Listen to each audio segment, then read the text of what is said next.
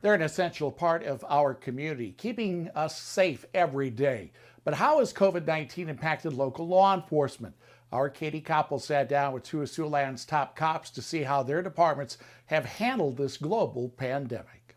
Right when it first started, we did have three officers that did come down with it, but we found out about that right away. Their mission is to serve and protect the community, working on the front lines each and every day. And now cops in the metro are working to protect themselves and their families from the coronavirus. You just have to expect the possibility that you're going to have positive cases and just be ready to deal with those in the best manner that we can.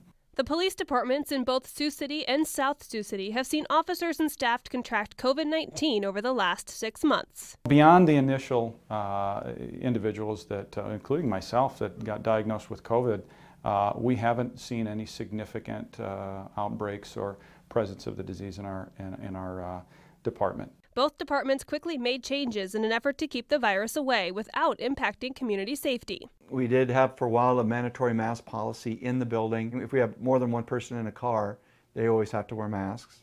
Otherwise, it's been hygiene. You know, I don't think our cars have ever been this clean. Well, a lot of our changes have been in relation to procedure, how we responded to calls. We allowed our officers and empowered our officers to take a lot of them by phone. They are now handling more calls by phone to cut down on physical contact and not going into a home if it isn't necessary. We'll ask the person to come outside, and again, it's trying to keep our exposure and the citizens' exposure to a minimum. So our challenge has been, how do we provide a consistent amount of services that we did prior to the pandemic to our citizens while still remaining safe? It's a difficult balancing act, since cops can't really work from home. We don't have the ability, if we're not feeling sick, to not come to work. They don't have the opportunity to work from home and stay isolated. They have to be out in the public, and so they've just handled this incredibly well and continue to maintain a high level of service and do their jobs, and they've been very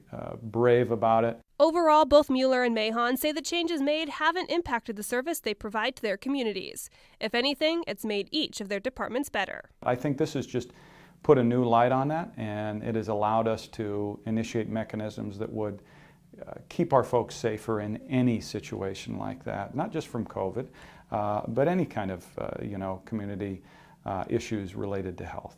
In the Metro, Katie Koppel, Siouxland News. Both Chief Mueller and Chief Mahon say their officers and staff have really stepped up during this time and have taken the changes in protocol in stride.